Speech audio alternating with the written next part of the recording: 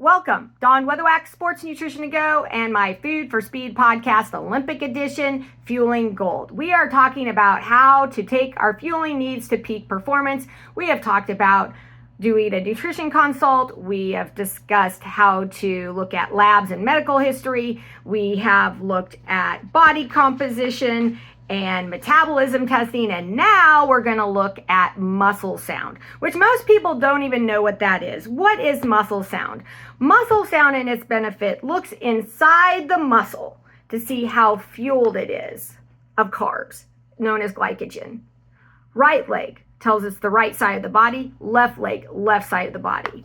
To see how much fuel is in our muscles, that level ensures appropriate fueling for training, recovery, growing, competition, maximizing their health, their speed, consistent energy, staying healthy, injury-free, and getting to the goals of just maximizing every day, every week, of every month, of every year. This device I added about 6 years ago, and it's been a game changer because I kept looking. I did the consult, I did, your labs and medical history, I did metabolism, I did body comp, but this, I kept looking, and I'll tell you what, knowing how much fuel is in the muscle, if it's really low, I want this at 70% at all times for most people. Okay, what I mean is if you got somebody who does a century ride or Ironman, then they just are going to go low. But if you're doing an hour workout for cross country, it's not going to deplete to the nth degree to zero. No, we're not doing that. That's not how long you're doing it. And it shouldn't be that low. Most of my athletes should be at 70%. That's the goal. Now, if we're getting towards competition, then I do want to push it to 90. Why do I not want to push it to 100? Well, let's back up. The fuel in our muscle is like gas in a car. It is carbohydrates. We want to store carbs and we want to burn fat.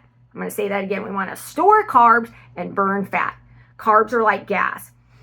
Are we going to, let's say we're on the East Coast. Is it going to take us more gas to go from Boston to Nebraska, or will it take more gas to go to Boston to California?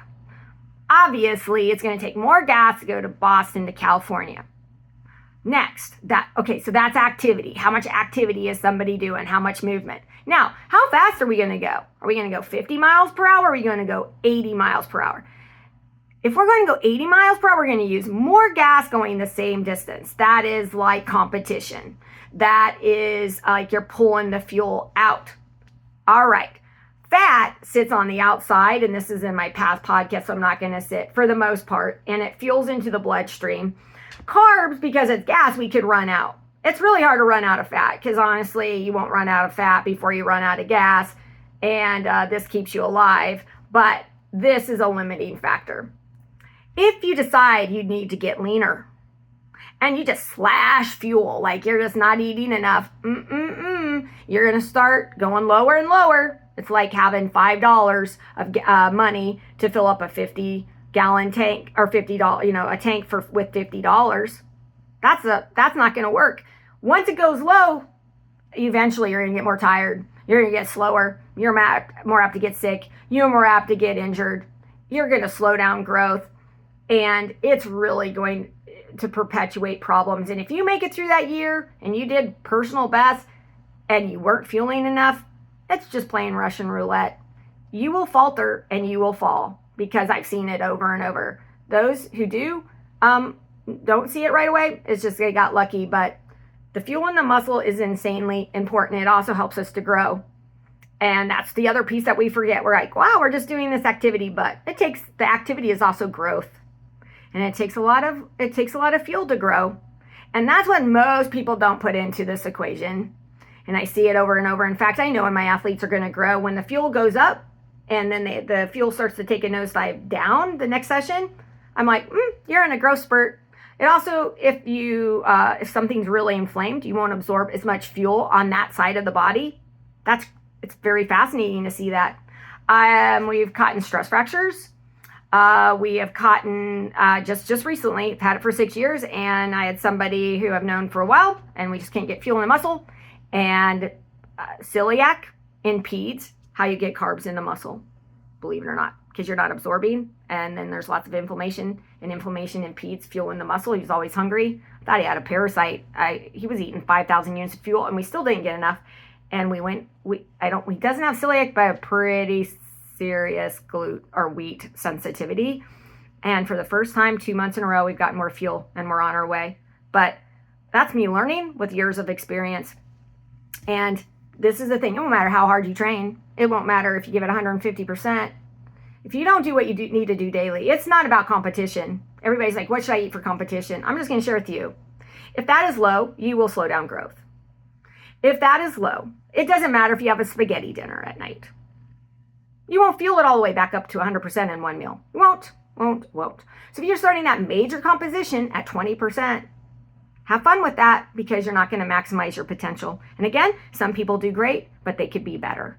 And that's the point is, why do I like this? Because I want to know, are you fueling enough? I don't have to go by hunger. Quality, 100% makes a difference. You eat lots of added sugar. Doesn't like to go in the muscle unless around activity. Sports drinks are exceptions because they will go in there. But added sugar, you do a milkshake at night, sorry, lots of saturated fat. Body doesn't really care for a lot of saturated fat. Want it at 10% or less. All that added sugar, not around activity. Muscle doesn't like that. Let's change it to a smoothie. You do, milk. It could be 1%. Not big on whole unless they really, really need it. I like to keep saturated fat under 10%. And then whole fruits, because whole fruits is not an added sugar. And all of a sudden, you'll see more fuel in this muscle. And I have seen sports drinks go into this muscle. Don't like them just for fun, but I have tested it. That's what's nice. Doing a Musclesound, you can get leaner and get more fuel in the muscle by your food choices. You can maximize putting on muscle. I have seen so many male athletes, and maybe even females, but it's mainly male. Oh, we're not putting on muscle. I don't know what it is. And they just keep bringing up protein. I'm like, what in the world? You only need 1 gram of protein per pound of lean weight. That is everything but fat. We've talked about in one of my podcasts on body composition, but lean weight is everything but fat weight, but at least 1 gram per pound. Spread it evenly throughout the day, especially for this population. I'm not going to argue about other things, but this is my population.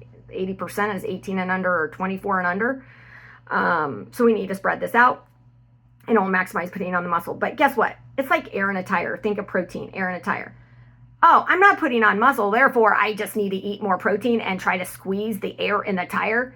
It is not fuel. It does not like to be used as fuel. It does not help you drive to California. That is carbs and fat. And carbs, though, remember, you could run out. But healthy fats like nuts, seeds, and peanut butter, chia, flax seeds will burn so the carbs can get into the muscle. So it's not just about eating more carbs. It's about a balance. And protein, no, it's not going to fuel the muscle. You have to fuel it to grow. You have to fuel it to recover and rebuild. So please don't just eat gobs of protein, because if you don't know, find someone to seek out with, because that's not going to fuel it to grow. Think of protein as the shell. So I've seen that all with my Musclesound. How does food interact? Where are you starting with your fuel? How can we maximize where to get you to go? I had a main swimmer where her coach wanted her to, for the 3 months, go higher carbs. We both didn't like that idea, but I went with it. And long story short, it did not work for her because she ended up slowly less carbs in the muscle because her body was burning the carbs. So we got healthy fat and we got the right carbs with the right proteins. And low carbs for athletes is 40%. If there are some if there's more issues there, then that's a consult with a sports RD, because anybody who needs less than 40% with a growing individual, then that's a consult, because there's usually something medical going on that we have to do less. And then 40% fat, a lot of times healthy fats, and 20% protein. That's just kind of a quick mantra of what I do most of the time. That's in my academy, but it tends to work very well because these athletes need a lot of fuel. Okay, the average fuel that a female needs is 2,000 to 25 to 28. The average male 3 to 5,000. Okay, and if the female is younger and doing a cardio sport like 11, 12, when they're doing lots of growth, I've seen females need 35 to 4,000 units. In fact, I even have a long distance runner. She did Food for Speed, where she was eating, when she came in, she was eating, 2,500 units of fuel. This is Grace Hartman. And she thought she was eating too much because people around her wasn't eating that much. And we found out she needed 4,000 units of fuel because guess what? When we measured it, it was empty. It was low. She didn't really believe a lot of the stuff I was telling her, but she decided to move forward. And obviously, we did a food for speed. So she got 40 seconds faster within 2 weeks of us starting. She was the #1 runner 2 years in a row in Ohio and top in the nation. And now she's rocking it in high school or college. So I know it's about 10,000 meters, but just to do a comparison, she finished her high school career in cross country at a 17:01, and then she ran this year a 5K, and she got a 16:36. Okay, so fueling helps you be faster, stronger, helps you mentally, and that is how the Musclesound helps to know if you're fueling enough, what you're eating, that right mixture is appropriate and working ideally for you, and any other things that may impede. So that way you can maximize growing, maximize recovering repair, maximize your health and staying injury free, and get to those elite and Olympic goals that you're striving for. Thank you. Have a great and healthy day, and I hope you enjoyed this tip.